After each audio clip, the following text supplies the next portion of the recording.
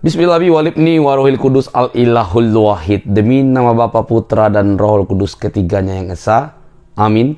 Sahabat yang dikasihi oleh Tuhan, berjumpa kembali dengan saya di channel ini. Terima kasih telah mendukung perkembangan channel ini dengan cara subscribe, memberi like, sehingga video di channel ini direkomendasikan oleh YouTube untuk menjangkau banyak orang. Dan teman-teman boleh memberikan komentar yang cerdas yang berkaitan dengan video yang saya upload. Dan semoga teman-teman mendapatkan yang terbaik dari channel ini. Terus dukung saya dengan cara men-share video dari channel ini di berbagai media teman-teman, sehingga ada banyak orang yang akhirnya percaya kepada Tuhan Yesus. Tuhan memberkati kita. Sahabat yang dikasihi oleh Tuhan, kali ini kita akan melihat kembali bagaimana perjuangan seorang ustadz yang paling digemari, dijagokan oleh umat Islam. Siapa lagi kalau bukan Ustadz Tsuma? Ustadz Tsuma yang selalu digadang-gadang menjadi gurunda, tetapi bolak-balik dikipas oleh apologetik Kristen tanpa ada rasa malu. Wow, memang kalau sudah putus surat malu, ya begitu, tampil begitu pede dan merasa paling bisa segalanya. Nah, teman-teman yang dikasihi oleh Tuhan, kali ini kita akan melihat bagaimana si Ustadz Tsuma ini dibanting dengan data dan akhirnya terbungkam. Apa yang ia pahami selama ini mengenai kekristenan, apa yang ia tahu, entah dibaca dari literatur manapun, itu dapat dibantah. Karena kekristenan dan Alkitab itu berdiri sesuai dengan sejarah yang terjadi sejak dahulu. Jadi ketika ada yang menyalahpahami, maka itu bisa dibuktikan dengan literatur dan sejarah. Tentu dengan kuasa dari Allah Roh Kudus. Yang kali ini teman-teman jangan skip supaya kamu terus belajar. Kita belajar sama-sama bagaimana data dilawan dengan klaim, dengan besar suara, dan bagikan supaya ada banyak orang yang mendapatkan informasi yang penting ini.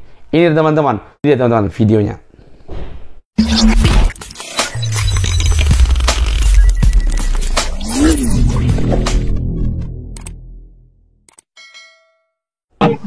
Siapa yang memberikan contoh kepadamu menyembah Yesus pada saat dia ada di kuburan? Siapa yang memberikan contoh kepadamu mencoba-coba ayat Alkitab, membawa pedang? Siapa? Coba baca Markus 5 tuh, Markus 2. Ketika melihat Yesus, iblis itu segera sujud menyembah kepada Yesus. Itu kamu contohin bukan sekarang? Cuma, kamu tahu nggak di mana sekarang Tuhanmu? Jangan-jangan hilang. Kalau Yesus itu sibuk menyembah kepada pencipta langit dan bumi, saya ikut. Kamu ada iblis masuk ke dalam seseorang yang teriak-teriak di kuburan siang dan malam. Begitu melihat Yesus, lari menyembah Yesus. Itu yang kamu contohi kan? Jangan menghina agama orang lain dari kebodohan. Mana saya menghina? Mana saya menghina? Di mana saya menghina? Jadi tunjukkan pada saya. Saya akan nyatakan kamu menghina. Coba Lukas 16 ayat berapa tadi? Lukas 16 nomor 17. Lebih mudah langit dan bumi ini lenyap daripada setitik dari hukum Taurat itu batal. Haramnya babi itu adalah bagian di dalam hukum Taurat. Saya dengar, biar saya jelasin sama kamu. Jangan nangis, santai aja, santai, jangan nangis. Ini si Ricky Ricardo ini dimut dulu dong dia ngomong-ngomong. Nah, itulah tabiat kamu. Ngapain kau intervensi yang punya komal? Kasih waktu aja, kasih waktu. Kau Juma ada waktu. Dengar Juma ya. Dengar ada Juma. Waktunya. Saya baca Lukas 16 ayat 17. Oke? Ya, silakan. Dalam bahasa Inggris saya baca. Kau pintar nggak bahasa Inggris? Saya ngerti, silakan baca aja, nggak apa-apa. Tapi kalau lebih bagus kamu baca original teksnya. Setan, dengerin dulu, lu diam dong. Tuh kan, Ricky, dia ngatain saya setan. Memang setan. Kamu itu bisa bahasa Inggris, ya? Kamu gunakan aja original teks kita tuh. Pakai bahasa Inggris. Juma tidak ngomong dulu. Biar saya jelasin Juma dalam bahasa Inggris.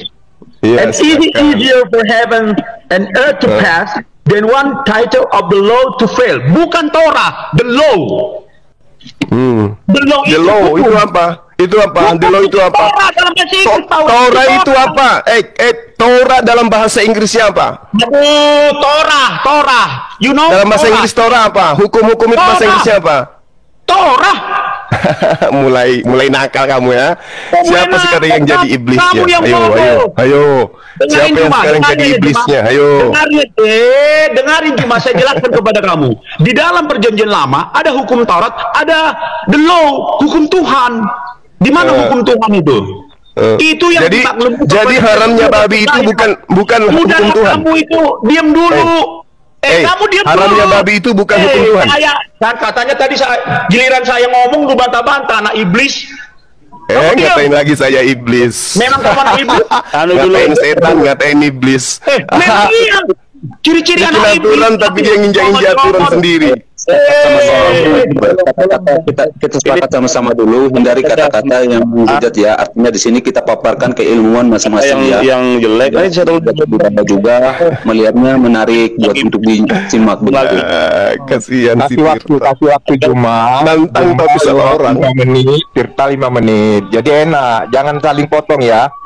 Oke, saya sekarangnya saya jelaskan tentang yang kamu bilang itu. Lukas 16 ayat 17 itu bukan berbicara tentang Taurat. Itu berbicara hukum Tuhan. Di perjanjian lama ada hukum Taurat, ada hukum Tuhan, the law. Itu yang disebut Tuhan, the law.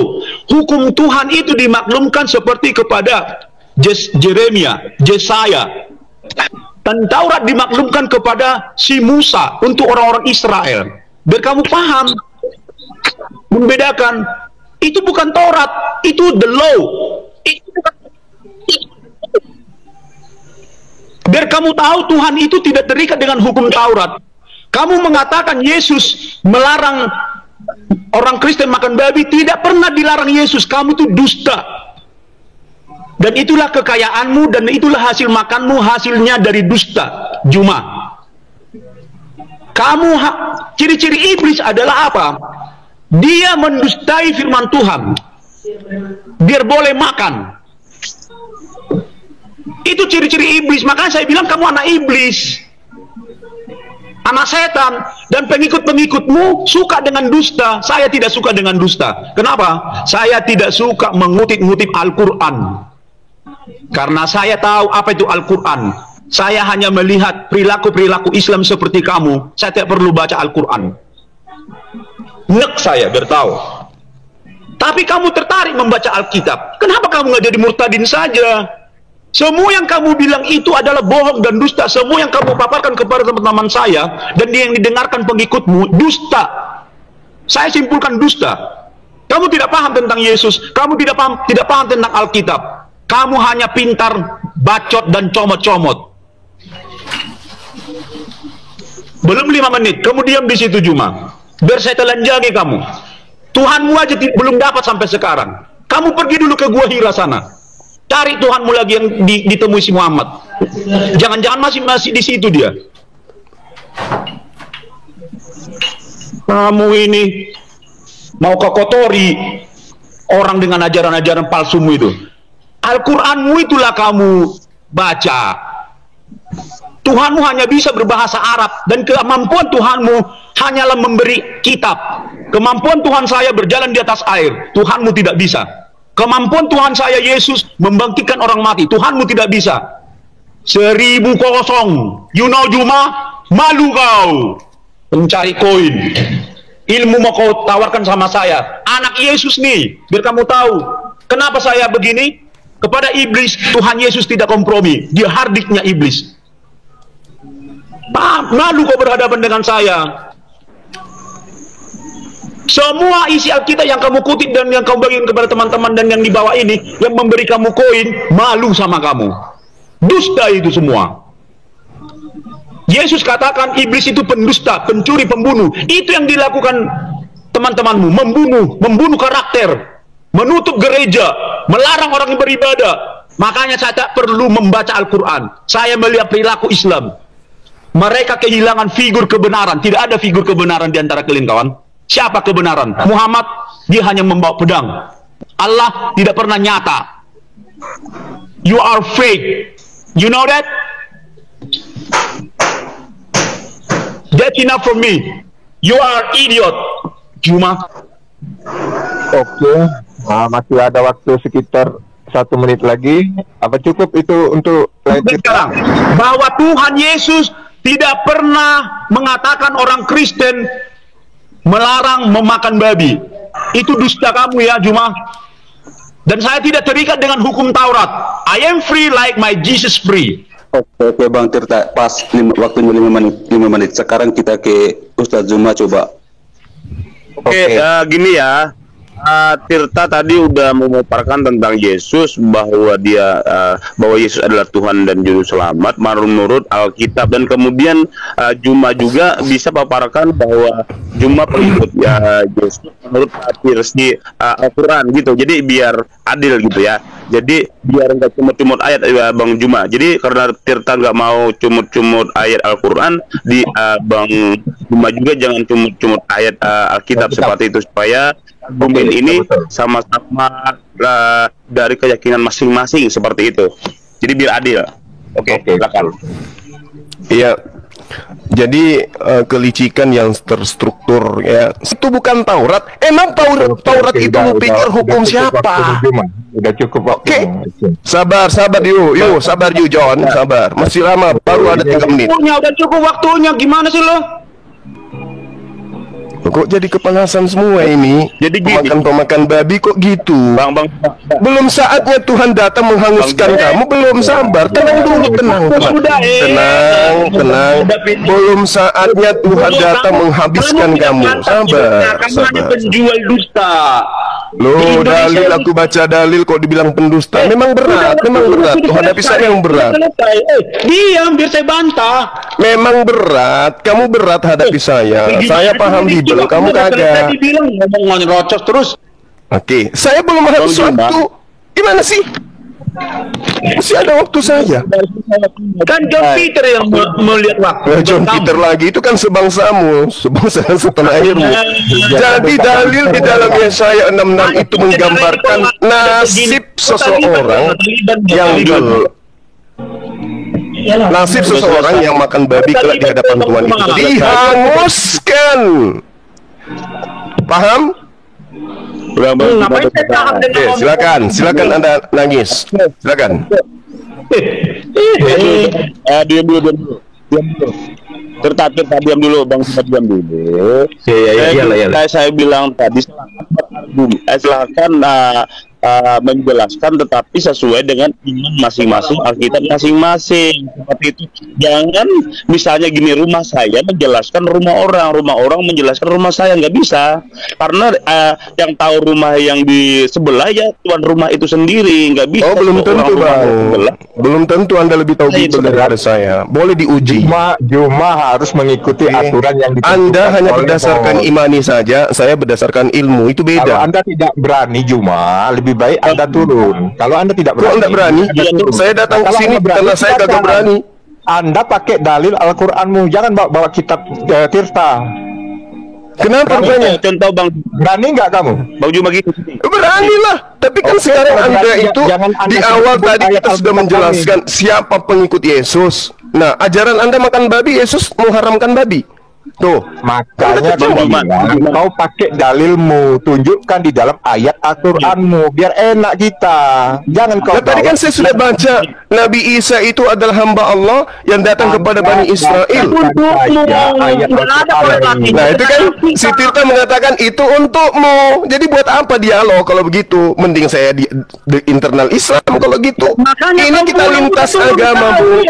Lintas agama itu datamu harus diuji, kan gitu. Cuma ini hargai dong host saya nih host, tolong ya, hargai. tapi host dengan seenaknya dong. Host seenaknya bikin aturan. Sudah jelas, Isa Al-Masih bukan Yesus, tetapi kau ngotot, Juma. Kau ngotot, kau memaksakan diri. Makanya aku bilang, yang mengharamkan babi kan Yesus, bukan Isa, Bung. Bukan Yesus yang mengharamkan babi kan Yesus, bukan Isa.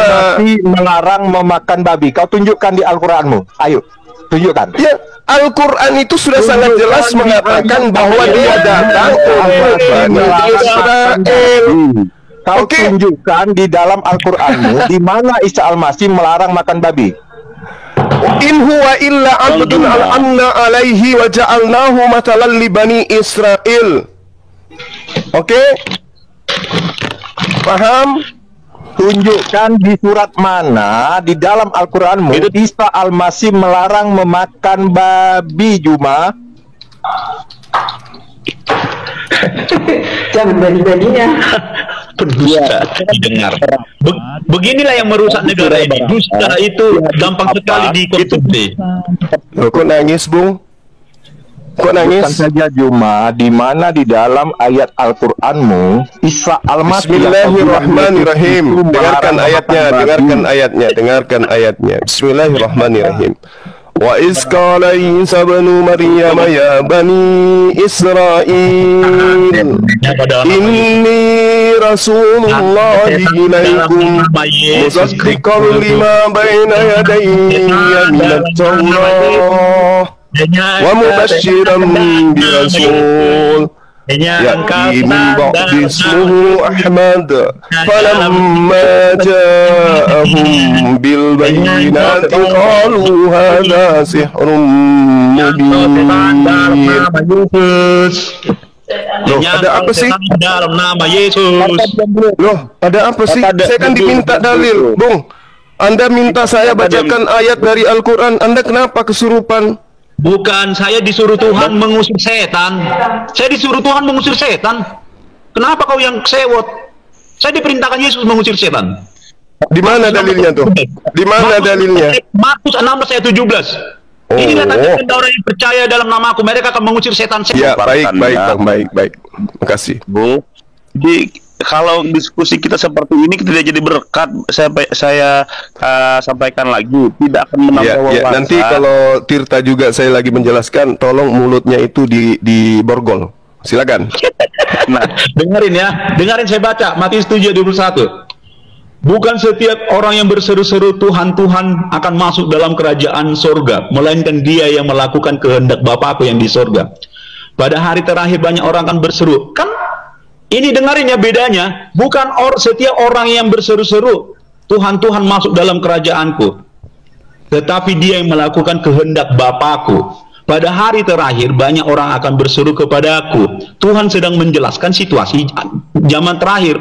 Tuhan, bukankah kami bernubuat namamu, demi namamu? Itu pernyataan orang, bukan pernyataan Yesus. Ya, Yesus sedang menggambarkan suasana akhir zaman nanti. Oke? Tidak ada di sana kata Tuhan Yesus katakan yang pengusir setan tidak masuk surga. Oke? Jadi kedangkalan otakmu akan saya perluas lagi. Pada hari terakhir banyak orang yang berseru kepadaku, Tuhan, Tuhan, bukankah kami bernubuat? Itu orang, bukan firman Tuhan. Ya, jadi kedangkalan otakmu dan pengikut-pengikutmu seperti kamu, rusak negara ini jadinya. Bukankah kami bernubuat demi namamu dan mengusir setan demi namamu? Itu bukan Tuhan yang bilang. Tuhan sedang menggambarkan di masa zaman akhir nanti. Jadi Tuhan tidak melarang, Yesus tidak melarang mengusir setan. Nah, itu adalah ada dua di sana peristiwa, pengusir setan dan Yesus adalah hakim. Dan hakim Yesus tidak memutuskan pengusir setan itu tidak boleh. Kamu bodoh, karena apa nanti itu dikontradiksi dengan perintah Yesus. Demi namamu dan mengadakan mujizat demi namamu juga. Kamu tahu, banyak di Matius 24 ayat 4 dan sekitarnya Yesus katakan apa? Banyak orang akan datang membawa namaku, termasuk kamu, untuk menyesatkan orang. Kamu membawa nama Yesus untuk menyesatkan orang. Dan banyak orang-orang penjampi-penjampi membawa nama Yesus untuk menyesatkan orang. Itu yang dimaksud Tuhan. Mereka tidak melakukan perintah Tuhan. Mereka membawa nama Yesus, mengusir setan dengan nama Yesus, tetapi tidak di dalam substansi, di dalam pengenalan dan ketaatan kepada Yesus Kristus, kawan. Termasuk kamu adalah penyesat. Saya beritahu di Matius 24 sampai banyak akan datang nabi-nabi palsu membawa namaku, Mesias-Mesias palsu, termasuk Juma. Sok tahu firman Tuhan, sok tahu firman Yesus, Tuhannya aja. Cari dulu Tuhanmu ke sana, ngomong dulu ke Gua Hira. Lu masih di situ apa enggak? Ada enggak nomor handphonenya? Begitu. Jadi Yesus turun ke bumi. Ya? Jelaskan ayat-ayat firman Tuhan aja. Jelaskan Ya, itu. dia juga kan dia kan berimprovisasi, saya juga berimprovisasi dong. Pada waktu itulah aku berterus terang kepadamu, aku tidak mengenal engkau, enyahlah daripadaku. Jadi keputusannya enyahlah engkau, bukan yang mengusir setan. Nah, muncul lagi, saya singkapkan lagi dustamu. Negara ini hancur karena dihembuskan dusta dari agamamu. Karena apa? Yang dikutip-kutip Alkitab terus, yang dikutip-kutip palsu terus. Sok jago. Makanya orang Islam itu tidak ada lagi figur kebenaran. Sebenarnya mereka mencari figur kebenaran. Di dalam Muhammad tidak ada, dia cuma membawa pedang. Allah, kalian hanya main klaim. Terus siapa Tuhan kalian sesungguhnya? Dan kalianlah yang disebut itu adalah ular beludak. Menurut Matius 23 ayat 33, kalianlah ular beludak, tidak akan masuk ke neraka, ke surga, ke neraka tempatnya. Terima kasih. Teman yang dikasih oleh Tuhan, kita sudah menyimak dari awal hingga sampai selesai bagaimana diskusi debat hebat ini yang mempertunjukkan siapa yang layak untuk dipercaya, yang memakai data-data dibandingkan dengan memakai asumsi-asumsi liar dan besar suara. Iyalah, orang saya punya nabi, masa saya ngais-ngais namanya ada di Alkitab orang, kan tidak cocok gitu ya. Nah, itulah yang terjadi dengan para polemikus muslim ini gitu loh teman-teman. Merasa paling bisa, merasa paling tahu, di saat yang sama mereka dihajar tapi tidak pernah jerah. Karena apa? Kalau jerah hilang pekerjaan, hilang job, hilang uang, hilang cuannya gitu loh. Ya, dan inilah terjadi juga sama si Juma teman-teman ya. Dia tidak pernah mengakui kekalahannya, dia hanya terus diagung-agungkan dan menjadi gurunda, dan itulah yang menjadi jagoan umat muslim. Dan kali ini dia terkapar, dan semoga Zuma kemudian hari menjadi orang yang percaya kepada Tuhan Yesus. Amin. Ya. Oke, teman-teman, sampai di sini video saya. Jangan lupa untuk mendukung dengan cara subscribe, like, comment, share sebanyak mungkin. Sampai ketemu di video selanjutnya. Bye bye.